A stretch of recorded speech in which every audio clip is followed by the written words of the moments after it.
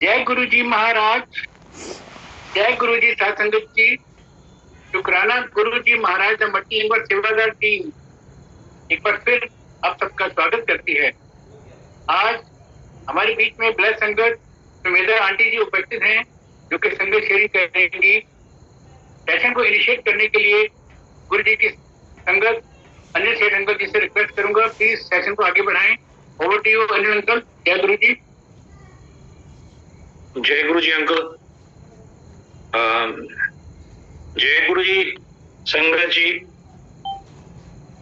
This is such a blessed platform and गुरु जी ने किन्ने सरल तरीके नाल सानू संगत परिवार नाल जोड़ दिता है। सत्संग भी मिलता है, गुरु जी के शब्द भी मिलते ने, संगत अपने एक्सपीरियंस भी शेयर कर दिए एंड गुरु जी की असीम असीम कृपा प्राप्त होती है। Sumedha aunty, can you hear me? हाँ जी अंकल जी। जय गुरु जी। जय गुरु जी आंटी, जय गुरु जी। You are welcome with open arms. We would be absolutely delighted कि तुसी अपना गुरु जी दे नाल दी जर्नी साडे नाल शेयर करो। Everyone who shares, गुरु जी ने तो क्या ही है कि जो शेयर करता है संग उसका भी कल्याण है, ते जो सुनता है उसका भी कल्याण होता है। But a kalyan is a very is a word with very huge dimensions. गुरु जी जाके किधर सारे नु कहते सन जा ऐश कर। And I recall जब गुरु जी ने क्या सीखा, somebody asked गुरु जी ऐश कर का मतलब क्या है? Can you live a totally carefree life? थानू कोई चीज दी फिक्र करने दी लोड़ नहीं, because your guru is there. So without coming in the way of your satsang aunty, please over to you. जय गुरु जी, जय गुरु जी, जय गुरु जी। Shri Shivaya Namastavayam. Thank you uncle ji. Thank you so much for the lovely words. Jai Guru ji Sangat ji. On the eve of Mahashivratri सबको बहुत बहुत मुबारकें, बधाइयाँ और प्रेयर करते हैं। हम प्रार्थना करते हैं कि हम सबके अंदर शिव तत्व का अंकुर फूटे और वो लीप्स एंड बाउंड्स में बढ़े और हमारे जीवन की जो आध्यात्मिक अंधेरा है वो प्रकाश में बदलना शुरू हो जाए। So thank you so much once again गुरु जी महाराज, आप ही मेरी रचना में बैठना और आप ही बुलवाना। तो बिकॉज ये महाशिवरात्रि की ईव है, I will start with Mahashivratri satsang. Last year मैं और मेरे हस्बैंड मंदिर गए थे, सवेरे सवेरे शिवलिंग को जल चढ़ाने और पूजा करने के लिए गए थे। तो वहां पे ऑब्वियसली महाशिवरात्रि वाले दिन तो सारे लोग आ जाते हैं, बहुत भीड़ थी और पंडित जी वहां पे अपने मंत्र पढ़ रहे थे दूर कहीं पे माइक से और सब लोग आसपास घिरे हुए थे। अब मैं हूँ एक आर्य समाजी फैमिली से, तो मेरे को पूजा पाठ मंत्र आरती कुछ नहीं आता। तो एक आंटी ने मेरी मदद की थी, उन्होंने मुझे सामान ला के दिया और बोला तुम मेरे साथ खड़ी रहना, मैं तुमको पूजा करवा दूंगी। मैंने कहा ठीक है। मैं, मेरे अंकल और मेरी मदर इन लॉ, हम तीनों थे और बहुत भीड़ हो गई। मंत्र चढ़ने लग गए और थोड़ी सी भीड़ धक्का मुक्की होने लग गई। तो आंटी मुझे बोलती जा रही थी, मैं वैसे वैसे करती जा रही थी। ऑब्वियसली सबको करने की चाह होती है इस दिन। तो पीछे आई थिंक एक आध आंटी थोड़ी अपसेट हो रही थी कि उनको मौका नहीं मिल रहा। और जो शिवलिंग है वो कोई 3 साढ़े 3 4 फीट के होंगे। तो सब लोग खड़े हुए थे और मतलब वो धक्का मुक्की हो रही थी। तो वो आंटी थोड़ी अपसेट हो गई कि हमको भी करना है और ये सब। थोड़ा से वो गर्माहट आ गई थी उनकी आवाज में। तो मैंने एकदम से मनी मन गुरुजी महाराज से प्रार्थना की। मैंने कहा गुरुजी महाराज, मैं आपके सामने इस तरह का व्यवहार हो, ये प्रदर्शन हो, मुझे अच्छा नहीं लग रहा। तो आप जानते हो मैं पूजा को बीच में ही छोड़ के पीछे हट रही हूँ, पर उसकी वजह ये है क्योंकि ये प्रदर्शन वैसे तो हमें कभी किसी के साथ करना ही नहीं चाहिए, लेकिन वो भी खासकर जब हम शिवलिंग के सामने खड़े हैं, भगवान की आराधना कर रहे हैं। तो मुझे बहुत बुरा लगा और मैं और मेरे अंकल पीछे हो गए, बिल्कुल दीवार के साइड पीछे हो गए, और हमने पूजा को बीच में ही छोड़ दिया था। पीछे जाके खड़े हो गए और वो आंटियां और दूसरे भी थे, वो सब उन्होंने पूजा कर दी। आप यकीन कीजिए संगत जी, कुछ ही क्षणों में कुछ ऐसा हुआ कि सारे जो वहां पे लोग आए हुए थे वो बैठ गए, और मैं, मेरे हस्बैंड और मेरा ख्याल है एक आध जना और, ऐसा कुछ चक्कर चलाया महाराज ने कि हमने इतनी परिक्रमा करी मंत्रों के साथ, शिवलिंग की इतनी परिक्रमा करी, और बाकी सारे लोग बैठे हुए थे जमीन पे। तो उस दिन बहुत अच्छा लगा कि महाराज वही बात आ गई जो हमने आज शब्द सुना है, गुरु मेरे संग सदा है नाले, और हमको अपना, और वो भी ये शब्द गली योग ना हुई कि बातों से योग नहीं होता, हमें अपना व्यवहार ठीक करना होगा। तो ये सब जो अंदर बदलाव आ रहे हैं, इनर ट्रांसफॉर्मेशन आ रही है, ये सब महाराज की वजह से ही आ रही है, जो उन्होंने हमें शब्द वाणी के साथ जोड़ा है, हमको अच्छी राह पे चलना सिखा रहे हैं और बंदा बनना सिखा रहे हैं। तो उसके लिए बहुत बहुत धन्यवाद महाराज। अब मैं आपको सुनाती हूँ कुछ अपने सत्संग, जैसा जी महाराज हुक्म करते हैं कि सत्संग शॉर्ट विच सुनाया करो। है तो शॉर्ट है थोड़े से, लेकिन मैं कोशिश करूंगी कि मैं सीधा उनके क्रक्स तक जाऊं। जैसे महाराज कहते हैं, मांगो नहीं मनो। जब मैं महाराज के साथ हमने गुरबानी वगैरह सुननी शुरू करी और ये सुनना शुरू किया कि मांगो नहीं मनो, तब उस वक्त इस बात की समझ नहीं आ रही थी, और हमने बचपन से भी कभी इस बात को सुना ही नहीं था, क्योंकि हम तो भगवान से मांगने के लिए जाते थे हमेशा, पास कर दो, इतने परसेंटेज नंबर ला दो, फलाने से शादी करनी है, ये चाहिए वो चाहिए, तो हमेशा हमारी लिस्ट ऑन ही होती थी। और यकीन करिए भगवान को सच्ची में मैं अपनी बात कर रही हूँ, मैंने यही सोचा था कि बस वहां जाके प्रेयर कर लो, मिल जाएगा और आ जाएंगे। कभी शुक्राना नहीं बोला, कभी थैंक यू नहीं बोला, कभी नमस्कार प्रणाम नहीं किया। तो बहुत बुरा लगता है अब ये सब सोच के, लेकिन महाराज आए जीवन में और वो अंधकार को हटा रहे हैं, प्रकाश ला रहे हैं। तो जब मैं शादी की उम्र हो गई थी मेरी, तो जॉब करती थी, जॉब में एक लड़का पसंद आ गया, और मैंने बस जिद ठान ली कि इसी से शादी करनी है। हालांकि मुझे बहुत सिग्नल्स मिल रहे थे कि ये ठीक नहीं है। इनफैक्ट आसपास के लोगों ने भी बोला कि ये ठीक नहीं है, तुम दोनों की कंपैटिबिलिटी नहीं है। ऐसा नहीं है कि उसमें कोई अवगुण थे, कंपैटिबिलिटी दिख रही थी, हम दोनों की पर्सनैलिटी डिफरेंट थी। तो लेकिन जिद चढ़ गई, और ऐसी जिद चढ़ी कि मैंने ऐसे काम करे भगवान को मनाने के लिए, विद इन मर्यादा, आई रिपीट विद इन मर्यादा, मैंने ऐसे काम करे भगवान को मनाने के लिए, और अपनी मम्मी को भी साथ में लपेट लिया इस चक्कर में। और मेरी मम्मी जो दुनियावी मम्मी जो बहुत प्यार करती है मुझसे, उन्होंने भी मेरी इस बात को मान के बड़े उल्टे सीधे चक्कर किए, अगेन विद इन मर्यादा, और हमारी शादी हो गई। 2 तारीख को हमारी शादी हुई थी, 2 मार्च को। और आपको पता है हिंदू मैरिजेस फेरे करते करते सवेरा हो जाता है, तो 3 बजे डोली आई, और 3 तारीख की शाम से मेरे जीवन में दुखों की बाढ़ आ गई। मतलब पता चल गया था कि कंपैटिबिलिटी इशू क्या हो रहा है वहां पे, इतनी प्रॉब्लम्स। और ऐसा नहीं कि मेरी ही लाइफ मिजरेबल थी, मेरे साथ मेरे हस्बैंड की लाइफ भी मिजरेबल थी। हम दोनों में इतना तनाव रहता था, इतना तनाव, कोई बात नहीं होती थी, कोई अवगुण ना उसमें ना मुझ में, लेकिन न जाने क्यों इतना तनाव रहता था हमारे बीच में। तो फिर उसके बाद 2.5-3 साल के अंदर ही अंदर महाराज ने हमको बाहर भेज दिया इंडिया से, और तब तक हमारा एक बेबी हो चुका था 18 महीने का। तो जब हम बाहर आए तो हमें पता नहीं था हम कहाँ रहेंगे, कैसे करेंगे, तो वो मैं अपने इन-लॉज के पास छोड़कर आ गई थी 18 महीने के बेबी को। और यहाँ पर आके हम दोनों ने बहुत स्ट्रगल करी, लेकिन उस दौरान भी जो मेन रीजन था यहाँ आने का, बाहर आने का, कि शायद हमारी वहाँ पे फाउंडेशन नहीं बन पा रही है मैरिज की, because we are living in joint family, तो शायद दूर जाएंगे तो हम फाउंडेशन करेंगे। इनफैक्ट हमारे बीच में कॉन्वर्सेशन ही यही हुई थी, बाहर जाएंगे, शादी करके थोड़ा सा अपनी फाउंडेशन ठीक करके हम वापस आ जाएंगे इंडिया। लेकिन हमारे बीच में लड़ाइयां ही नहीं खत्म होती थी, कभी किसी बात को लेके कोई बात भी नहीं होती थी और लड़ाइयां होती रहती थी। ऐसे करते करते मैं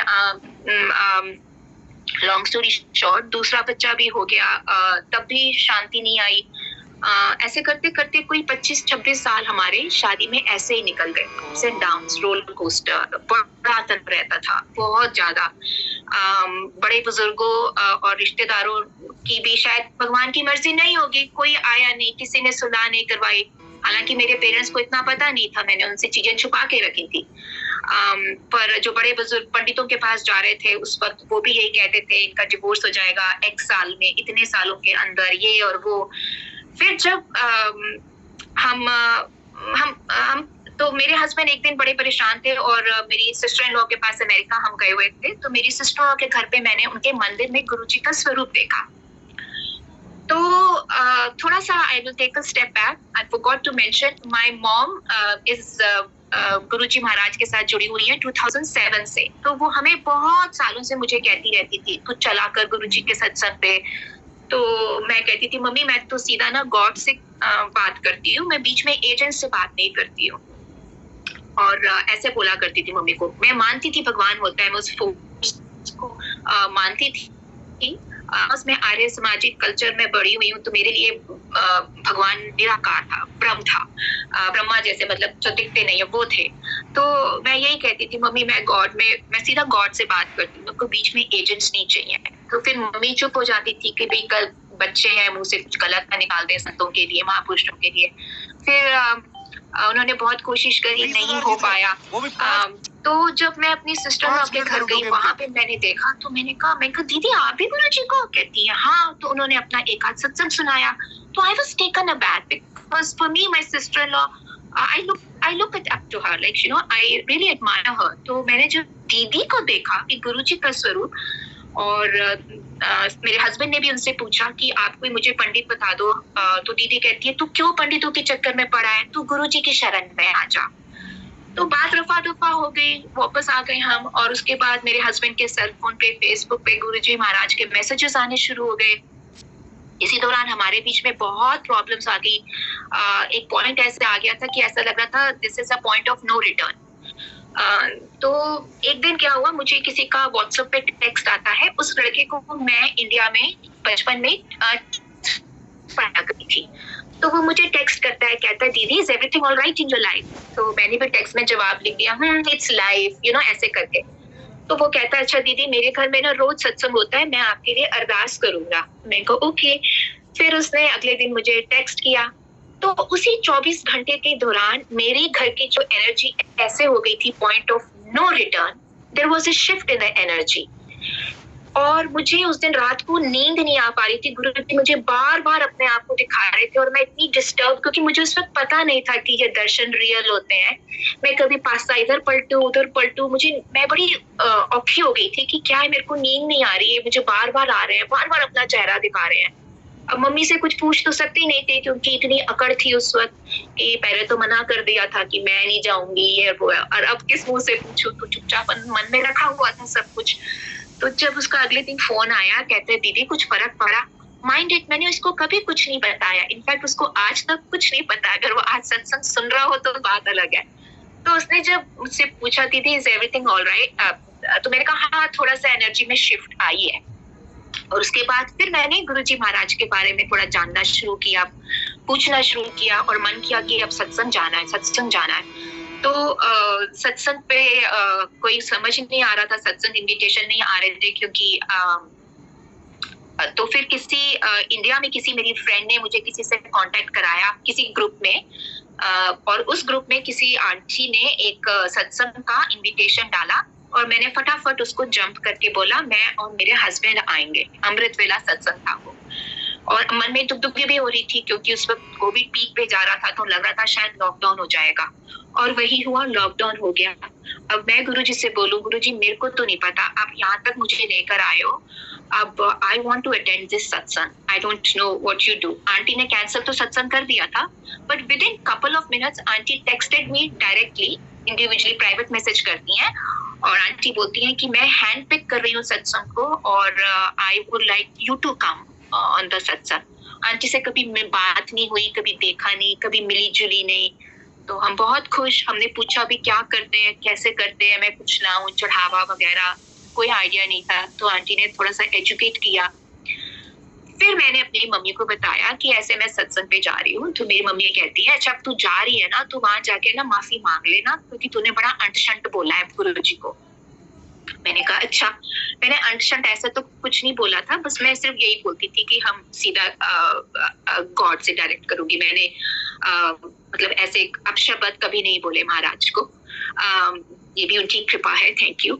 तो फिर हम जब उस दिन सुबह सुबह गए वहां पे सत्संग पे, मैं एकदम जाके पीछे बैठ गई थी। मैं और मेरे अंकल पीछे जाके बैठ गए थे और मैं महाराज के स्वरूप को देखी जा रही हूँ। शब्द चल रहे हैं, कुछ समझ में नहीं आ रहा शब्द, बट मैं उनके स्वरूप को देखी जा रही हूँ और एकदम से मेरे को मम्मी की बात याद आ गई कि तू माफी मांग लेना।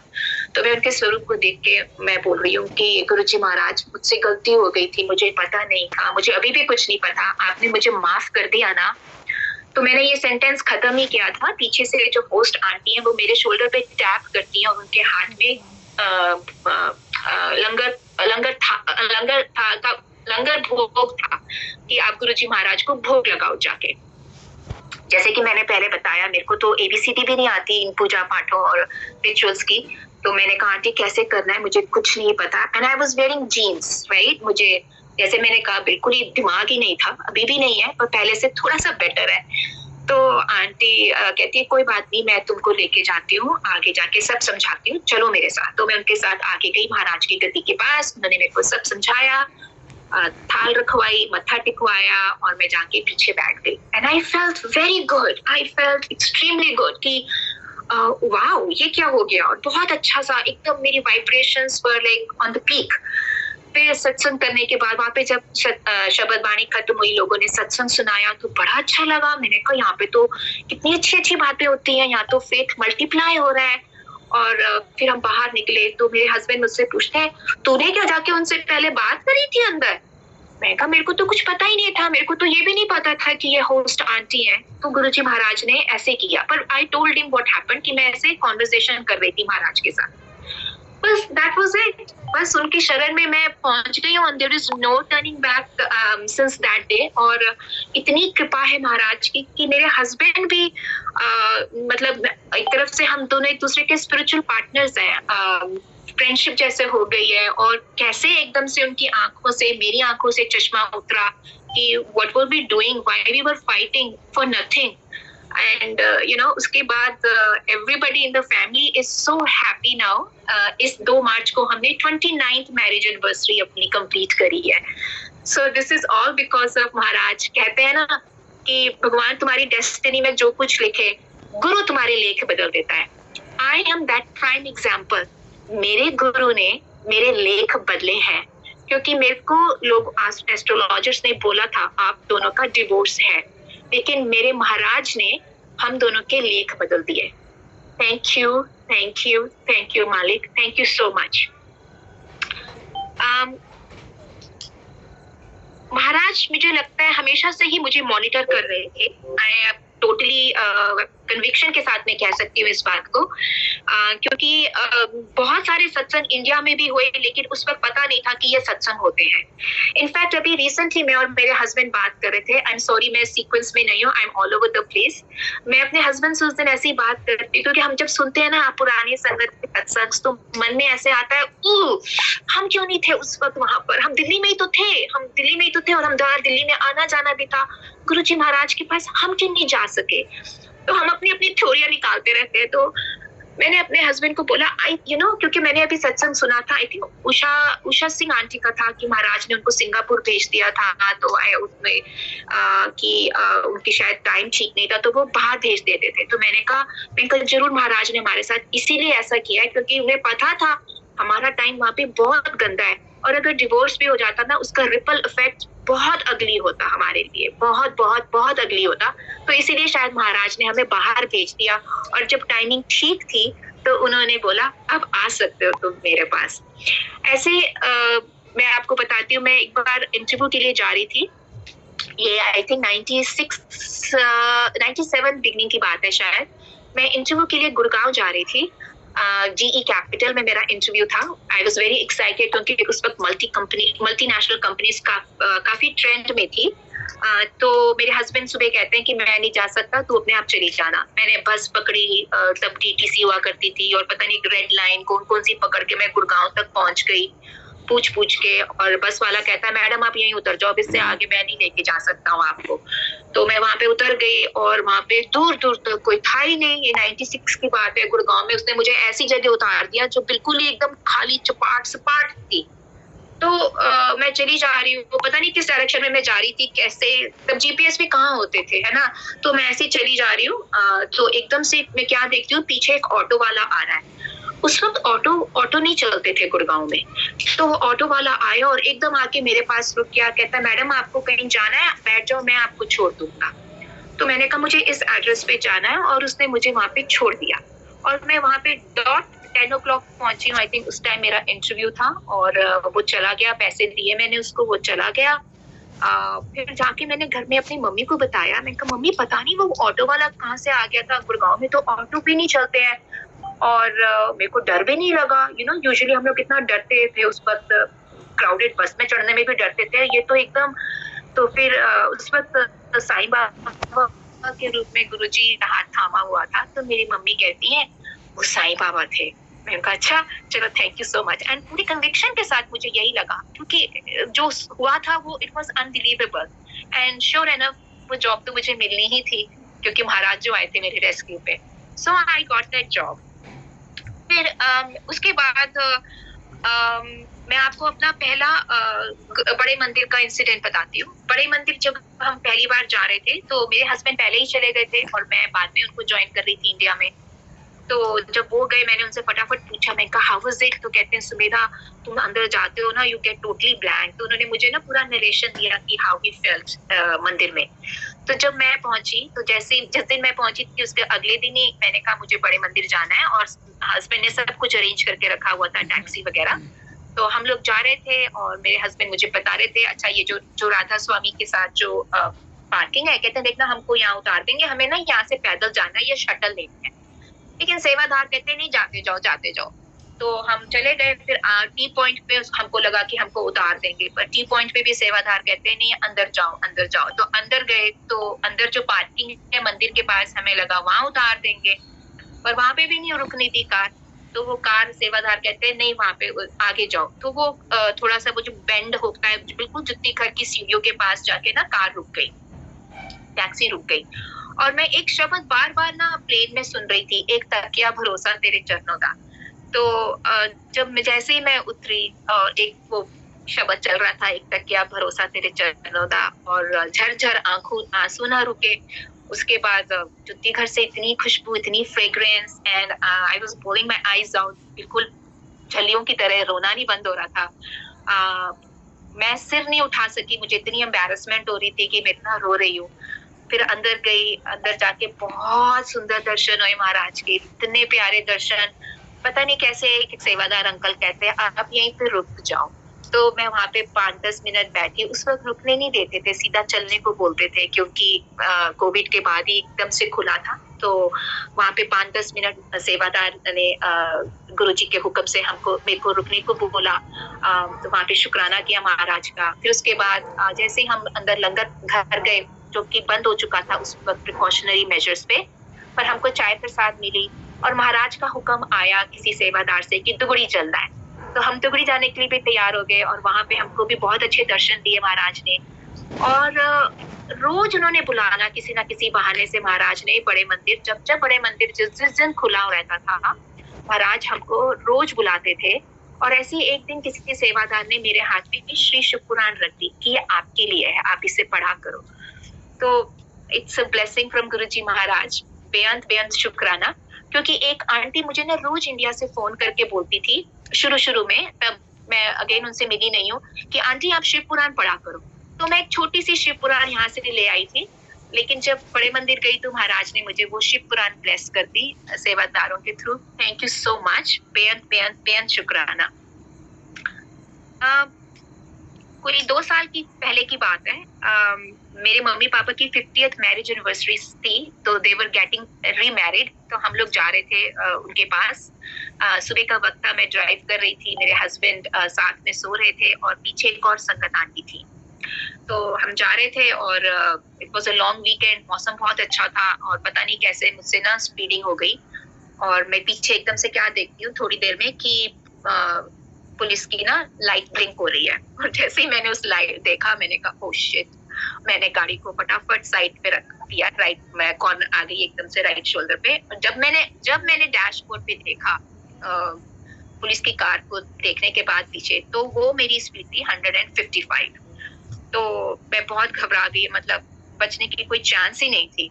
तो जैसे मैं गाड़ी रोकी, पुलिस ऑफिसर आया और कहता है do you know what speed you were driving. तो मैं एकदम से चुप। अब मंत्र जाप तो शुरू हो गया था मेरे अंदर ही अंदर, लेकिन मेरे को ये भी अंदर से एक आवाज आ रही थी कि पहले पुट्ठे काम करो और फिर गुरुजी को याद करो। पर मैंने मंत्र जाप शुरू कर दिया। माइंडेड मैंने गुरुजी को ये नहीं बोला कि गुरुजी टिकट मत दिलवाना, ऐसे कुछ नहीं बोला, बस मंत्र जाप शुरू कर दिया। तो वो पुलिस ऑफिसर आया, उसने ज्यादा तो मुझसे बात ही नहीं करी, बस यही पूछा do you know what speed you were driving. और मैंने चुपचाप धीरे से सिर हिला दिया। वो चला गया, कहता वेट। पीछे गए अपनी कार में, उसने टिकट काट दी, मुझे टिकट मिल गई, मेरे को डिमेरिट पॉइंट्स भी मिल गए। फिर उसके बाद पीछे वाली लड़की को भी टिकट मिल गई क्योंकि उसने बैच नहीं लगाई हुई थी। It was a total mess. फिर जब वो जाने लगा तो मैंने कहा आई एम वेरी सॉरी। टिकट मिलने के बाद बोला मैंने आई एम वेरी सॉरी। तो वो कहता yes you should be, I am just trying to save lives here. फिर उसके बाद मेरे हस्बैंड कहते हैं अब तो यहाँ से उठ जा और यहाँ बैठ जा, मेरे को कार चलाने दे। तब तक ऑब्वियसली मेरे हस्बैंड का चेहरा देखने लायक था क्योंकि यहाँ पे इंश्योरेंस बहुत बढ़ जाती है और डिमेरिट पॉइंट्स भी मिल गए थे। तो जब वो कार चलाने लगे तो मैंने उनको बोला 1 मिनट रुक जाओ, क्या हम शुक्राना कर सकते हैं गुरुजी का? क्या पता आगे कोई एक्सीडेंट हमारे लिए वेट कर रहा हो और जिसमें हमारी पता नहीं क्या हालत हो रही हो। तो let's just wait for 1 minute और हम शुक्राना कर लेते हैं। अब जो हो गया सो हो गया। तो बस वहाँ बैठ के हमने गुरुजी को शुक्राना किया कि thank you for saving our lives and sorry मांगी कि हाँ गलती थी मेरी, स्पीडिंग बहुत कर रही थी मैं। उसके बाद हम गए वहाँ पे डैडी मम्मी की मैरिज एनिवर्सरी पे। किसी को कुछ बताया नहीं अपने आप की ऐसा इतना खुशी का माहौल है, क्यों उनको बता दूं, मम्मी परेशान हो जाएगी। घर आए तो बस यही सोचा कि हम इस टिकट को फाइट करेंगे क्योंकि यहाँ पे ये रूल है, अगर पुलिस ऑफिसर आपके केस वाले दिन नहीं आता है तो आपकी जो टिकट है वो नल एंड वॉइड हो जाती है for minor offences and speeding like this is considered minor offence. तो हमने कहा चलो हम इसको फाइट करते हैं और जैसे ही पुलिस ऑफिसर को देखेंगे कि वो आ गया है तो हम अपना केस उसी वक्त विड्रॉ करके विंडो पे जाके पेनल्टी पे कर देंगे। So that was my plan और मैंने वैसे ही किया। लेटर्स वगैरह डाल दिए मिनिस्ट्री को कि I want to fight this case. और आज इस साल को 2 साल होने वाले हैं। It is very unheard of कि वहां से कम्युनिकेशन ड्रॉप हो जाए। वहां से कोई कम्युनिकेशन नहीं आया, कुछ भी नहीं। 2 साल होने को आ रहे हैं और लॉ कहता है कि अगर 1 साल से ऊपर हो जाए तो then you have a very good chance to say now you have to make this ticket null and void.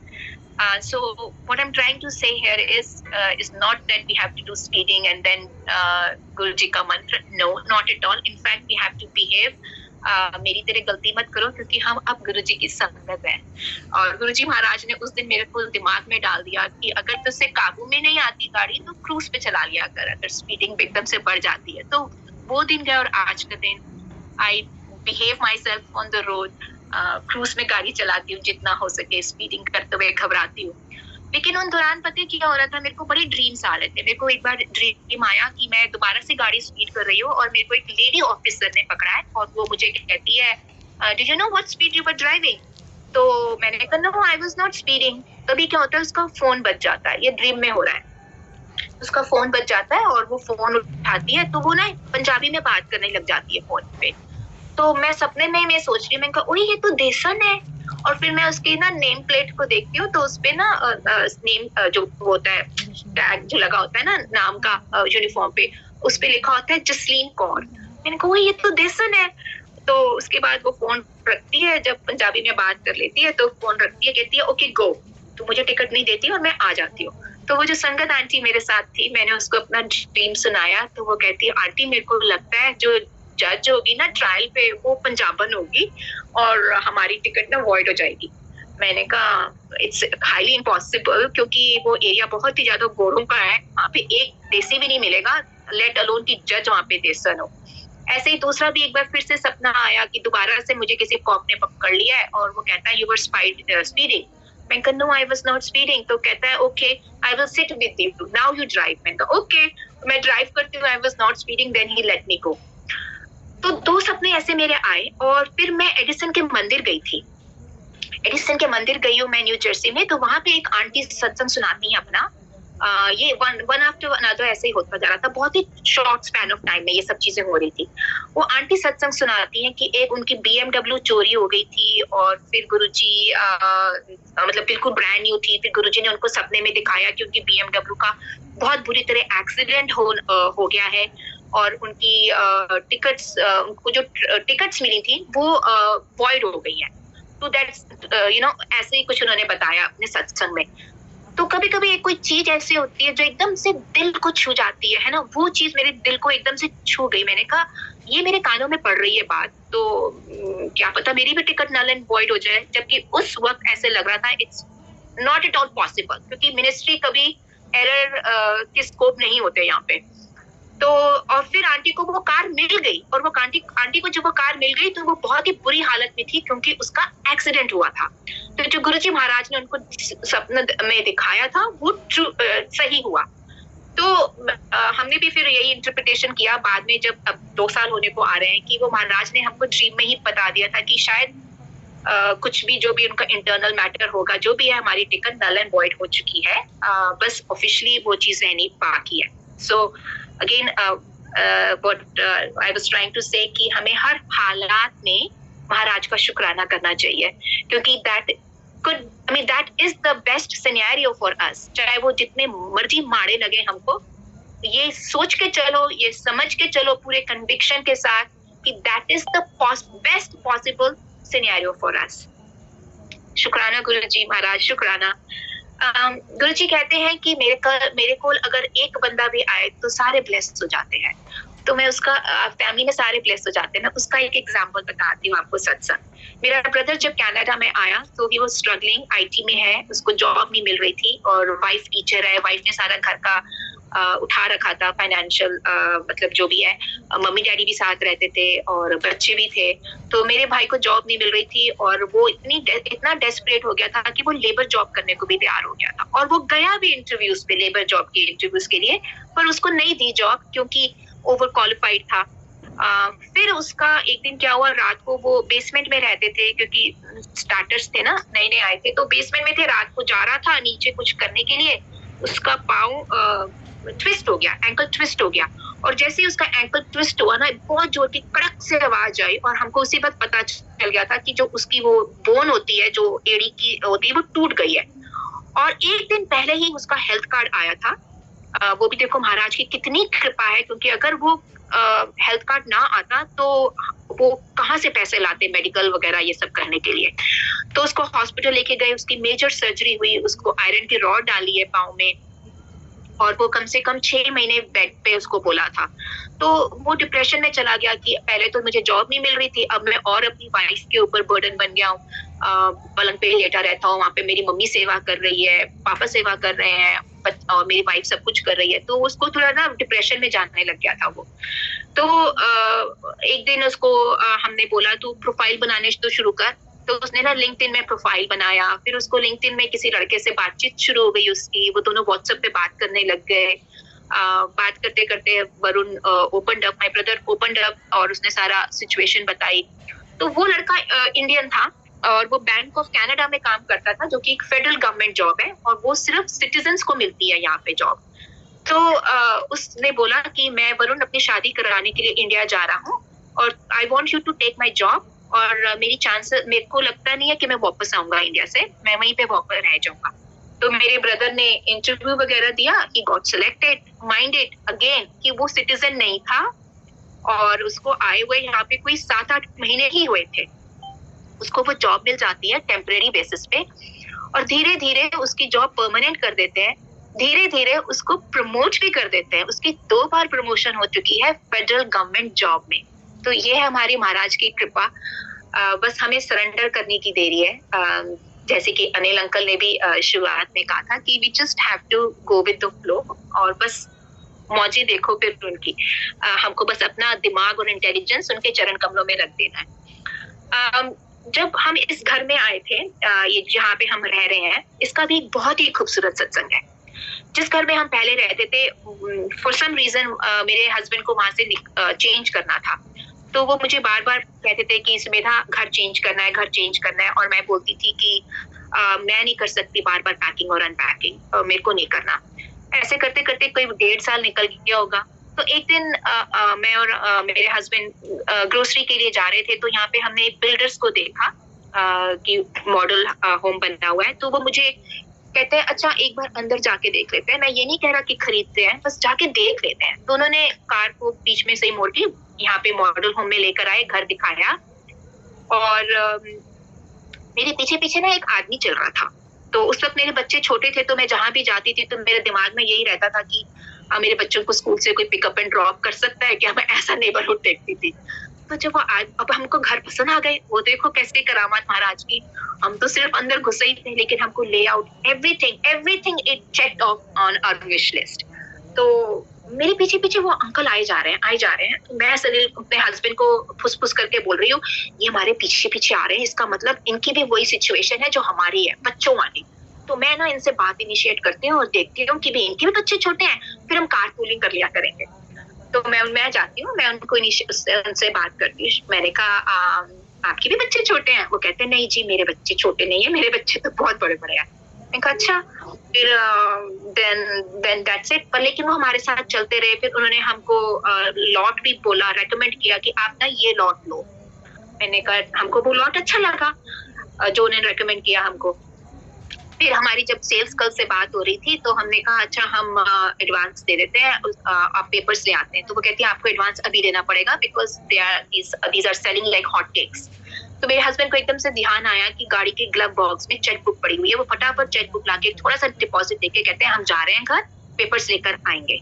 तो वो अंकल भी हमारे साथ ही थे। सारी कॉन्वर्सेशन में उन्होंने पार्टिसिपेट किया हमारे साथ। बाहर निकले हमारे साथ, हम अपनी अलग कार में, वो अपनी अलग कार में गए हैं। और जब हम वापस आए हैं और हमने बोला अच्छा हम इतनी देर में वापस आएंगे, तो जब हम वापस आए हैं तो वो अंकल थे नहीं। तो हमको लगा शायद पीछे रह गए होंगे, देर हो रही होगी, जो भी है। हमें पेपर वगैरह जब साइन कर रहे थे, तो मैं पीछे बार बार देखी जा रही हूँ कहीं कि अभी आएंगे अंकल। तो फिर मैंने सेल्स गर्ल से पूछ लिया, मैंने कहा वो नहीं आए अभी तक, वो जो हमारे साथ थे, उन्होंने साइन कर दिया। कहती कौन? वो आपके पापा नहीं थे? मैंने कहा नहीं वो मेरे पापा तो नहीं थे। कहती मेरे को लगा वो आपके पापा है। मैंने कहा अच्छा। तो वो उसके बाद वो कभी भी नहीं आए संगत जी। और ये घर इतना ब्लेस्ड है, महाराज ने ये घर दिया है। और पता है इस घर का नंबर क्या है? 7277। ये सब महाराज की लीला। हमें तो पता भी नहीं था कि सब चक्कर गुरुजी महाराज ने दिलाया है। यहाँ पे गुरुजी महाराज ने अपना एक दरबार बनाया हुआ है। यहाँ पे संगत आती है थर्सडे को, यहाँ पे सत्संग होते हैं। तो महाराज की प्लानिंग देखिए कितनी जबरदस्त है। थैंक यू गुरुजी, thank you so much. Uncle, are we good on time? Yeah, of course. Okay. और मैं गुरुजी महाराज ने दर्शन भी बहुत दिए हैं सपने में। But before I proceed on that, मैं एक चीज बोलूंगी, पुरानी संगत को तहे दिल से शुक्राना करूंगी। पता है आप लोगों ने ना इतना अच्छे ढंग से हमको समझाते हो, इतने डिटेल में समझाते हो कि ऐसा लगता ही नहीं है कि हम गुरुजी महाराज से नहीं मिले हैं। ऐसा लगता है कि हम गुरुजी महाराज को देखते हैं, हमारे साथ वो उठते हैं, बैठते हैं, मिलते हैं। एक एक चीज मूवी की तरह ना हमारे दिलो दिमाग में इम्प्रिंट हो चुकी है। सो thank you so very much. और आप हमको उनकी बातें बताते हो कि उनका हुक्म क्या है, कैसे सत्संग करना चाहिए, लंगर प्रसाद की मर्यादा क्या है। तो इन चीजों से हमें बहुत कुछ सीखने को मिल रहा है। पर एट द सेम टाइम जो हम जैसे लोग हैं जिन्होंने महाराज के साक्षात दर्शन नहीं करे, जैसे कि आप लोग बोलते हो कि नई संगत कितनी भाग्यशाली है जो उन्होंने भगवान के रूप में ही उनको स्वीकार किया है। I think this goes hand in hand. अगर आप लोग वो हमको उनका इस तरह डिस्क्रिप्शन ना देते तो हमारा फेथ कैसे बिल्ड होता? जो चीज हमने कभी देखी नहीं है अपनी इन आंखों से साक्षात, वो हम आपके बताए हुए डिस्क्रिप्शन पे हमारा फेथ बिल्ड हो रहा है और ग्रो हो रहा है। तो उसके लिए आप लोगों को बहुत बहुत धन्यवाद, बहुत शुक्राना। और इसी फेथ पे ही हमारी हमको गुरुजी से इतना प्यार, इतनी मोहब्बत, इतना विश्वास बनता जा रहा है। Thank you so much. So Guruji Maharaj ने मुझे दर्शन बहुत दिए। जैसे कि जब हम पहली बार सत्संग से, जो मैंने आपको बताया, होकर आए, तो उन दिनों आई थिंक सावन के दिन थे। तो एक दिन मुझे सवेरे सवेरे सपना आता है कि पहाड़ी मतलब क्या कहते हैं, बर्फीली पहाड़ जैसे कोई एरिया है, और वहां पे मैं क्या देखती हूँ, शिव जी महाराज वहां से टर्न लेके मेरी तरफ आ रहे हैं, और उनकी कंधे में झोली है, और वो मेरे सामने आके खड़े हो गए हैं, और मैंने चावल की कटोरी, चावल डाले हैं उनकी झोली में शिव जी महाराज के, और फिर शिव जी महाराज चले गए आगे पैदल। वैसे ही उन्होंने जो वेशभूषा होती है, जटाएं थी, और जूड़ा ऊपर वो था, जूड़ा था, और उनके जो पाग वस्त्र होते हैं वैसे थे। तो कुछ समझ में नहीं आता मुझे इन चीजों के बारे में। तो मैंने सुबह उठ के मदर इन लॉ को बताया कि मम्मी सुबह रात को मेरे को ना ये सपना आया है, और बस यही हुआ कि उन्होंने मेरे आगे ऐसे झोली करी और मैंने चावल डाल दिए कटोरी में चावल।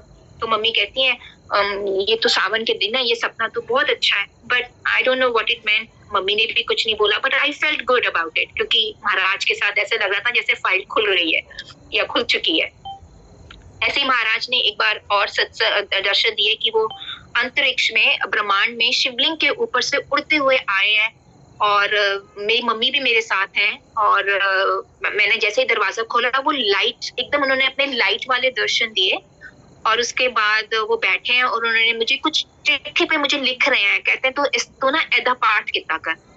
पता है क्या, पर मैंने वो चिट्ठी खोली नहीं सपने में, तो मैं बड़ी परेशान हुई। फिर जब मेरा सपना, मतलब अगले दिन मैंने अपने हस्बैंड को बताया, मैंने कहा वो पर्ची नहीं खोली मैंने सपने में, मुझे पता नहीं वो पाठ कौन सा बोला है उन्होंने। फिर मैं मेडिटेशन में टेलीपैथिकली गुरुजी ने मुझे बताया कि वो पाठ कौन सा था। मेडिटेशन से मेरे को याद आया, कमांडर शर्मा का मैंने शुरू में एक सत्संग सुना था, और उसपे कमांडर शर्मा अंकल और एक और आंटी थी, वो गुरुजी महाराज के लिए ना वो गाने गाते थे। तो एक दिन मैं ऐसे बैठी थी, मैंने महाराज से बोला मेरा कौन सा गाना है आपके लिए, बस बात हुई, खत्म हो गई। अगले दिन सुबह I completely forgot about this. सुबह उठ के मैं मेडिटेशन करती हूँ, महाराज मेडिटेशन में मैं इस बात को अगर कोई बोलूंगी तो पता नहीं ये लोग शायद वही समझ सकेंगे जिनके साथ एक्सपीरियंस हुआ है। तो ऐसे लग रहा था जैसे मेरा क्राउन चक्र खुल रहा है और उसके अंदर कोई गाना डाल रहा है, और वो गाना कौन सा था जो मुझे चित्रहार में हम देखते थे जब छोटे होते थे, वेडनेसडे को चित्रहार आता था, तो वो गाना I never like that song because I thought that the song was very spooky, क्योंकि उसमें ना धुआं बहुत उड़ता था, और वो गाना था हमें तुमसे प्यार कितना ये हम नहीं जानते, मगर जी नहीं सकते तुम्हारे बिना। इस गाने का मतलब मुझे अब जाके समझ में आता है कि वाकई हम कौन से स्थान पे खड़े हैं, किस जगह खड़े हैं, उसका हमें ज्ञान ही नहीं है, वो सिर्फ महाराज को पता है। और बेइंतहा प्यार करते हैं, लेकिन फिर भी लगता है हम तो कुछ करते ही नहीं है गुरुजी के लिए, और गुरुजी हमारे लिए इतना करते हैं। हमारी पहली विजिट भी ऐसे ही, जब हम गए थे बड़े मंदिर, तो किसी तरह महाराज ने हमको बड़े एम्पायर स्टेट भी दर्शन दिए। लास्ट दिन था, रात की फ्लाइट थी, और वहां पे हम पहुंचे। जैसे मैं गई मेरे पाँव फ्रीज हो गए उस वाइब्रेशन में, मेरे पाँव नहीं उठ रहे थे।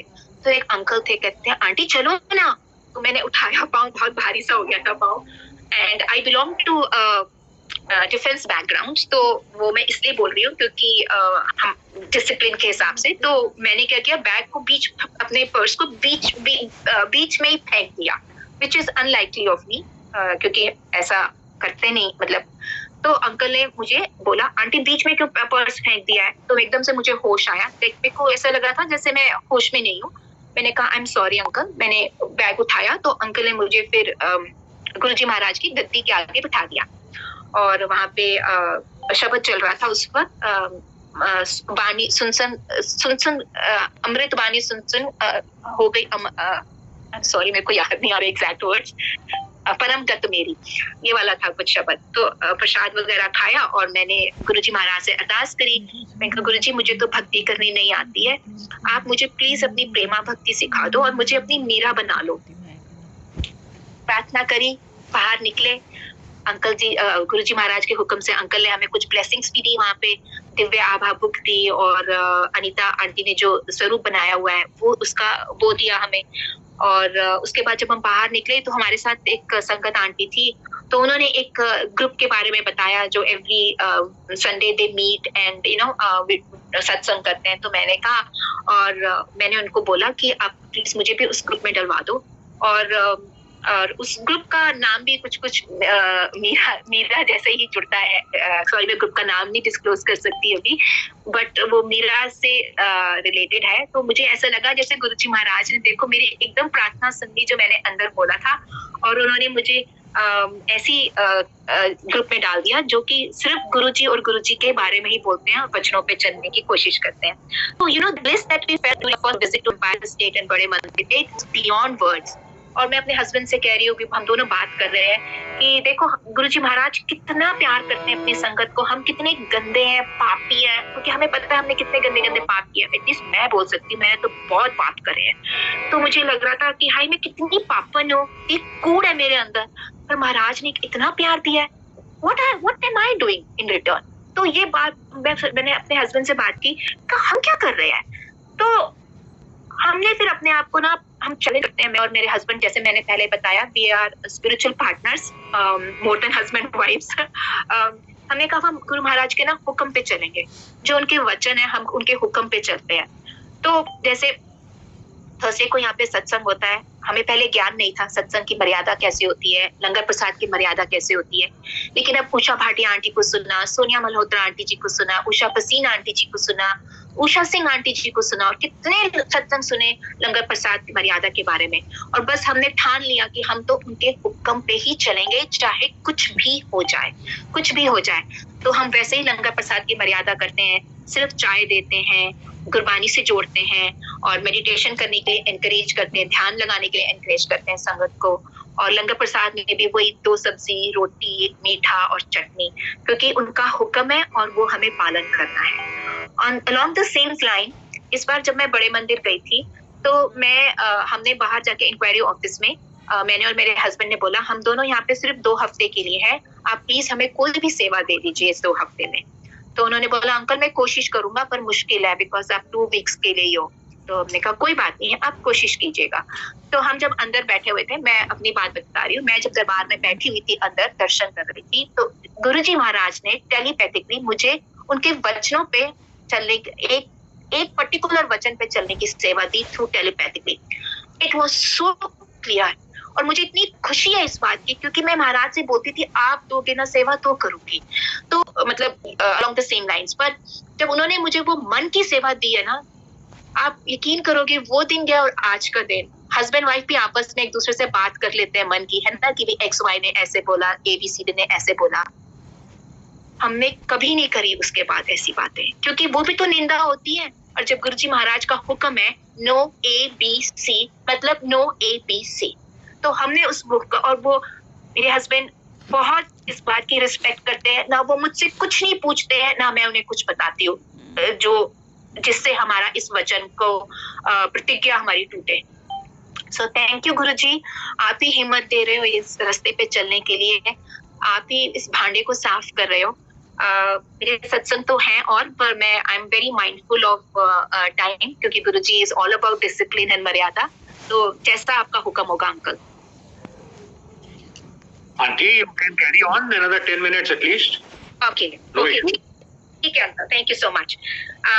गुरुजी महाराज हाथों से कड़ा प्रसाद देते थे, ये सुना था, तो मन में आता था कि गुरुजी मेरे को भी ना आपके हाथ से प्रसाद देना है, कड़ा प्रसाद। तो एक दिन गुरुजी महाराज ने ड्रीम दर्शन दिए, और महाराज जी व्हाइट चोले में बैठे हैं, जैसे गांव में वो मोटा नहीं होता, स्टूल की तरह होता है मोटा जैसा, वैसे बैठे हैं, और पास में ना कुछ बड़ा सा बर्तन है। तो मैं जाके खड़ी हो जाती हूँ हाथ जोड़ के, तो वो मुझे ऊपर देखते हैं। मैं कहा गुरुजी महाराज मुझे ना आपके हाथ से कड़ा प्रसाद चाहिए। तो कहते हैं क्यों? मैं कहा गुरुजी मैंने ना पाप बहुत करे हैं। तो उन्होंने मेरे हाथ में कड़ा प्रसाद दिया, कहते अच्छा आंधी रहना। तो जो बहुत अच्छा लगा वो अगले दिन की मुझे जो कड़ा प्रसाद का जो मैंने सोचा हुआ था वो गुरुजी महाराज ने दे दिया। बीच में भी मुझे ऐसा लग रहा था कि मैं किसी साधु संतों की मैं जाऊं, उनके चरण कमल, महात्माओं के, महापुरुषों के चरण कमल छू, उनको उनके धूरी सिर पे लगाओ, मतलब ये सब सुन सुन के जैसे कह रहे हैं ना भांडा साफ हो रहा है। तो एक दिन सब स्वप्न दर्शन में आता है कि राधा स्वामी जी का सत्संग चल रहा है वहां पे, और वहां पे कोई संत आए हुए हैं और वहां पे बहुत लंबी लाइन लगी हुई है, और मैं उसमें हूँ कि मैं दुविधा में हूँ कि मैं लाइन में लगूं या नहीं लगूं, क्योंकि मेरे गुरु तो कोई और है। तो मैं लाइन से बाहर भी आ जाती हूँ, पर पता नहीं क्या होता है, मैं फिर लाइन में लग जाती हूँ। तो जैसे ही मेरी बारी आती है ना, वो बंद हो जाता है फंक्शन, जो हो रहा होता है वहां पे। तो मेरा सपना टूट जाता है। तो मुझे अगले दिन मुझे यू फील बैड, जब कॉन्टेशन बड़ी अजीब सी थी कि जब मेरी बारी आई तो वो संत महापुरुषों का वो प्रोग्राम बंद हो गया।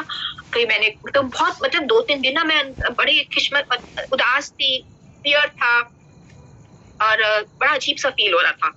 आई don't have a word to describe it. फिर गुरुजी महाराज मुझे दर्शन देते हैं। वो क्या देखते कि उनके जो सेवादार है ना, उन्होंने ह्यूमन चेन बांधी हुई है और उनके पास आने नहीं दे रहे हैं, और वहां बहुत भीड़ है, और गुरुजी महाराज के पास वो आने नहीं दे रहे हैं हमको, और मैं भीड़ में ही हूँ। तभी गुरुजी महाराज गद्दी से उठते हैं और कहीं जा रहे हैं। तो उनकी बैक थी मेरी तरफ, क्योंकि भीड़ की तरफ बैक थी, और वो जा रहे हैं, और वही सेवादारों ने पूरी ह्यूमन चेन बनाई हुई है और किसी को आगे नहीं आने दे रहे। तो मैं जोर से चिल्लाती हूँ, मैं कहती हूँ गुरुजी। तो एकदम गुरुजी रुक जाते हैं, और वो जैसे ही रुकते हैं तो मैं सेवादारों के हाथों के नीचे से डक होके जाती हूँ और एकदम महाराज के पास जाके खड़ी हो जाती हूँ हाथ जोड़ के, और मैं कहती हूँ गुरुजी महाराज, मुझे आज्ञा है मैं आपके चरण कमल छू लूं। तो 1 सेकंड के लिए, आधा सेकंड मेरे को देखते हैं और कहते हैं आज्ञा है। तो मैंने उनके चरण कमल छुए। तो जो मेरे को किसी महापुरुष संत के लिए जो अंदर वो हो रही थी और मुझे बुरा लग रहा था, वो देखो महाराज ने आके मेरे को वो भी उससे भी मुझे कृतार्थ कर दिया। Guruji thank you so much, thank you.